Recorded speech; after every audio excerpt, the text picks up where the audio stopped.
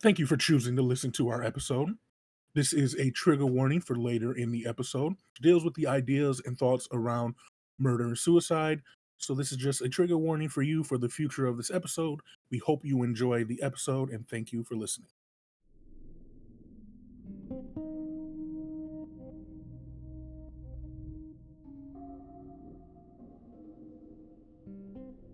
And welcome to Hypothetically Sound After Dark, the Anthology series where the unknown meets the unthinkable.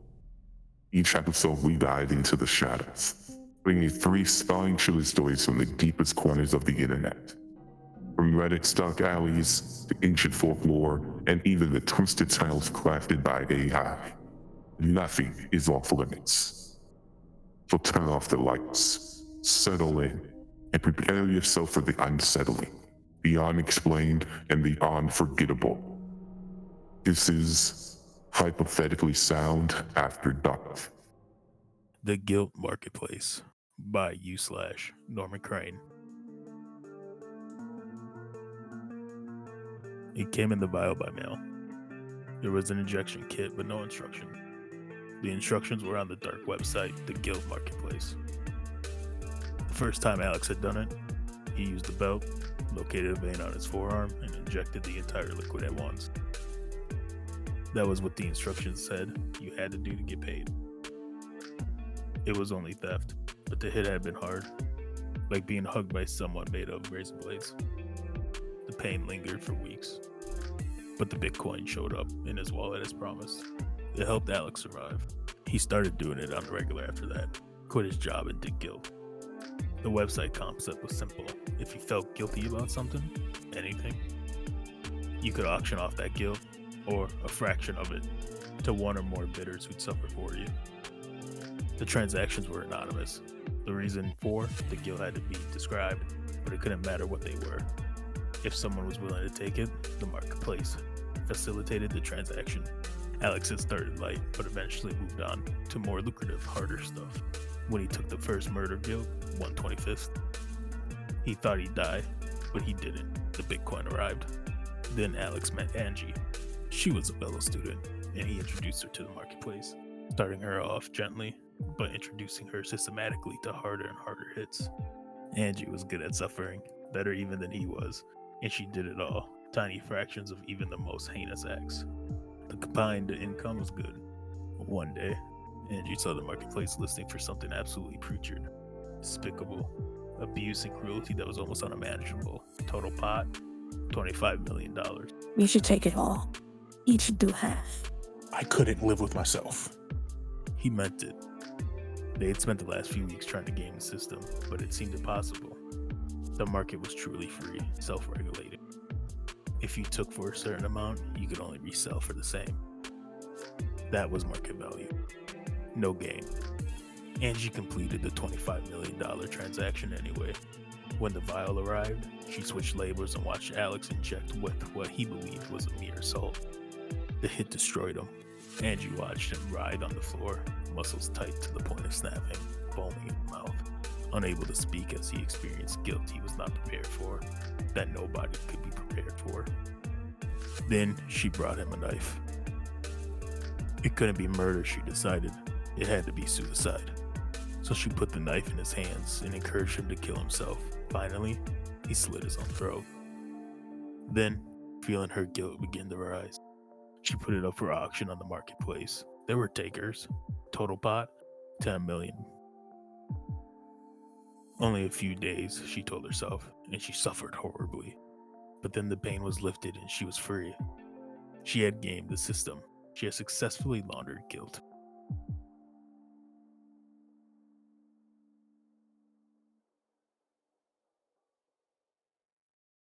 To You with Love by Ali.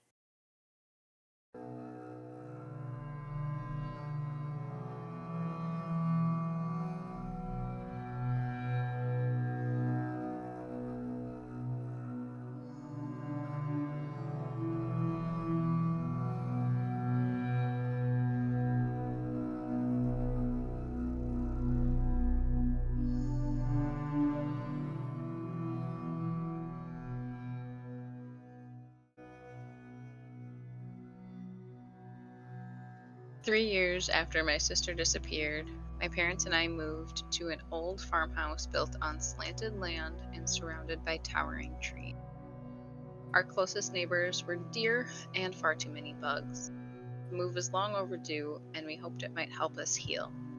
It felt like a betrayal to Mom, and it was, but it was also about self-preservation. We had to let Marie go if we were going to continue living. We couldn't keep clinging to the hope that one day she'd show up at our doorstep, in tears and apologizing. Mom didn't speak to Dad or me for months after we moved. She locked herself in a room, no longer seeing me, but looking right through me as if I were a ghost. It made my body burn and my heart ache. Dad sympathized and told me to give her space, but I noticed he wouldn't look at me anymore.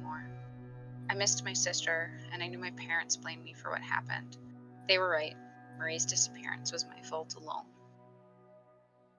It should have been you. Unspoken words hung in the air. Yes, it should be me instead of Marie, rotting under a pile of dirt, waiting to be unearthed and held. Marie often came to me at night and hear her singing from the woods. Her voice had always been beautiful, and it still was. She pressed her palms against my window, leaving imprints surrounded by frost. When she smiled, her lips quivered, and her eyes shone like starlight. She whispered my name throughout the night, taught me curses and hissed enchantments. She sang low and sweet, songs only the dead know. It's not real, I told myself. You're being stupid. It's just the wind and your imagination. But the wind doesn't know my name, and my imagination can't leave scratches on the window. I tried to forget, convincing myself it had been a dream. But then I found Marie's locket, coated in thick black mud, on my windowsill. She would never have taken it off willingly. My hands trembled as I wiped away the grime, revealing the inscription. A to M, forever, to you with love. The sight of it shattered the fragile peace I had built. I had told myself for years that she was gone, that I had repressed hope, but I hadn't truly abandoned it. Now, there was no hope left. I lost my mind that day. I ran to the fields and screamed until my throat was raw. I lay on the itchy grass and stared at the sky, watching it darken as the moon bloomed like an iridescent flower. The fields glittered with lightning bugs. I chased and captured them, cupping them in my hand, ripping the rings off and watching their glow dim. It made me wonder how long it had taken Marie to die. Had she just lain there, accepting her fate and feeling life drain out of her? I crushed the bugs, stared at the luminescent smear on my palms, and stuck my fingers into my mouth, the bitterness mingling with my thoughts. The guilt gnawed at me relentlessly. It was my fault Marie was dead. I had pressured her into going to the party. I knew she didn't want to go. It wasn't her thing, but I needed a designated driver. The more she refused, the more I cajoled, begged, and taunted her. It'll be fun. Come on. Are you going to waste the rest of your life watching TV with Mom and Dad? God, Marie, don't you get tired of being the good daughter? How do you think that makes me feel? Oh, Asha, why can't you be like Marie? Why are you so irresponsible? So dumb. Have a drink. Just one. You'll be fine. Aren't you tired of living such a boring life? I love you, you know. Come on, Marie. You only live once. Marie had come, and I ignored her existence. Instead, I smoked and drank, and smoked and drank. I passed out, and when I woke up, I had 20 missed calls from Marie, and twice as many from my parents. My heart dropped into my stomach, and I tried my hardest not to throw up. I immediately knew something was wrong. I knew something terrible had happened to my sweet sister. In the aftermath, I tried to connect with Dad in the only way he seemed to notice me, helping around the house. The ladder we had was old and terrifying, but he insisted on using it, so I held it steady as he cleaned the gutters. I stood in his shadow, feeling sick. I imagined him falling and cracking his head open at my feet, his brain spilling out, his eyes weeping blood. I was relieved when he finally descended, but the image of his mangled body never left me. That night, I dreamt of Marie. She stood in the corner of my room, looking at me. Her hair was tangled, full of bugs and earth, and her lips had rotted away, leaving gums and teeth. I asked what she wanted and begged her to go away. She smiled and stared at me, and then her eyes rolled back, revealing empty sockets wriggling with maggots. Sometimes I smelled blood in the air, and that's when I knew Marie was nearby. I know Mom sensed her, too. On the rare occasions we encountered each other, she would look at me, terrified. I imagined Marie clinging to my back, caressing and tracing my face with blood-stained fingertips. I lost Dad during the height of summer. I found him sitting in the kitchen, staring at a corner, his eyes unfocused and full of tears. She's here, he told me. Asha, your sister, is here. I can see her. We shouldn't have left her. We shouldn't have left her. We need to find her. Then he got up and left, the door banging shut behind him. He would be gone for days and come home with dirt in his pockets and eyes red like blood. He would sit at the table and cry, talking to Marie. He apologized to her. He wanted us to find her, and she was upset that we had given up on her. The days grew longer, summer felt endless, and Marie's anger grew with the season. A storm blew in, rain lashed the windows, and the wind shook the house. We went outside after it was over to check for damage. The house gazed back at us with hundreds of pairs of eyes. It had been papered with Marie's missing posters. Her gaze was accusing. Have you seen me? The posters read. Yes, Marie, we have. We've made sure of it. The ground was soft and sprinkled with teeth. I picked them up while Dad collected the posters. His mouth twitched, and his eyes were cold. I knew he was gone. As I'm writing this, his body lies crumpled under my window. I heard the crack as his neck broke on impact, and I know I'll never forget the sound. Mom has barricaded herself in her room. Occasionally, I hear laughter, followed by wailing. Nothing matters anymore. Marie is here, and she's waiting for me. The window is open, and I hear her. She's singing and laughing, her voice warped by time, dirt, and larvae. She emerges from the woods, beautiful and dark. She gazes up at me and smiles. Tonight, the moon is bright, and the sky is full of stars. I run outside and try to touch her face, but she pulls away and runs back into the woods. I chase her, and around me, the trees vibrate and the air shimmers. I'm going to find her. It has all led to this. I know what to do and where to go. I will sift through the dirt, unearth her bones, and shroud myself in her hair. Together we will wait for the sun to rise and say goodbye to this world. There's no one left to haunt and nothing left to mourn, only the parting of the veil.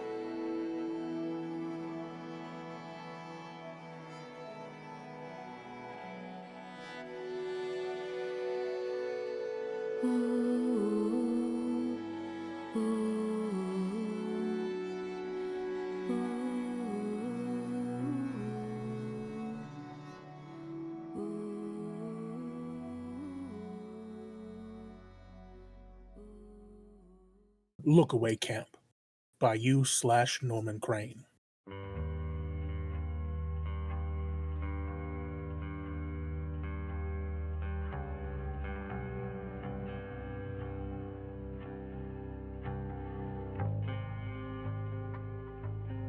They created it by accident in a video game studio in Vancouver.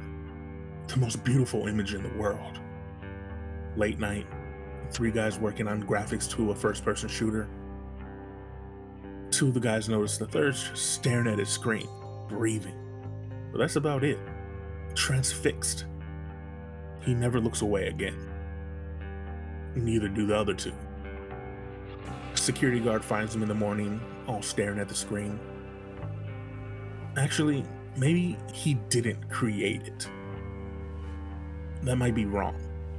It's more like he discovered it. The way a sculptor discovers a form in marble, cutting away until there's nothing else left. Absolute beauty, carved out of mundane reality. The image spread, and people all over the world looked, stared. Later, we learned that there was nothing forcing them to keep looking. They wanted to. They died looking at it, and they chose death. And there's no halfway measure. It was binary.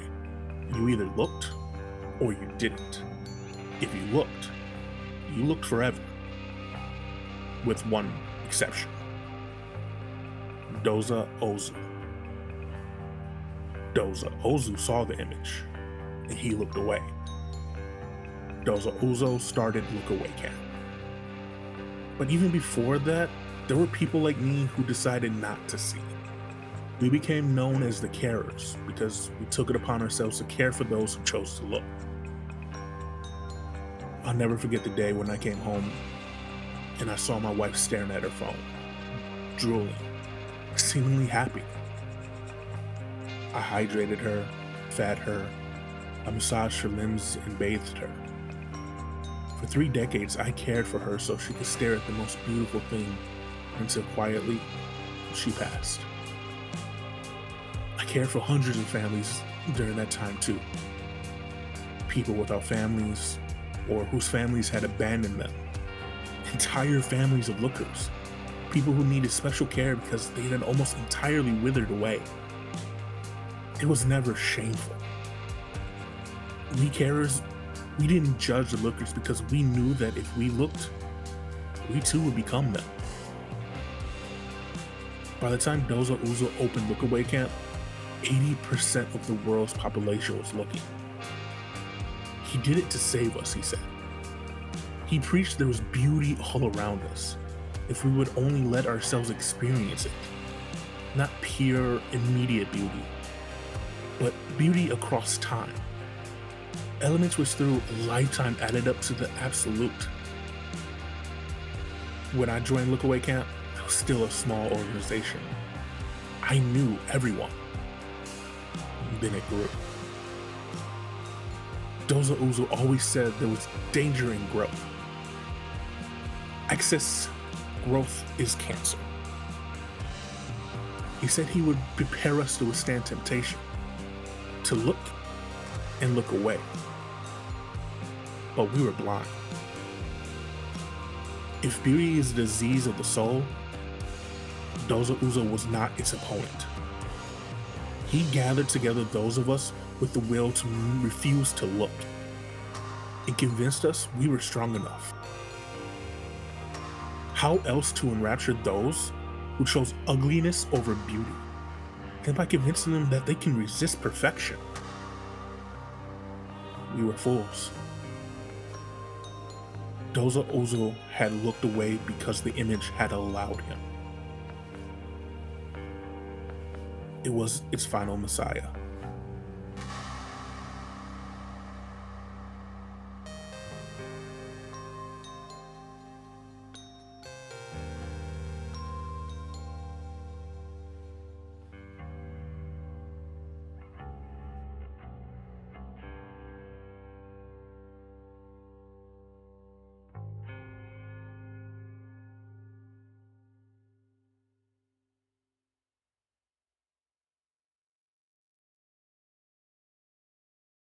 Thank you for listening to this episode. We hope you enjoyed, and thank you to the authors for allowing us to use their works.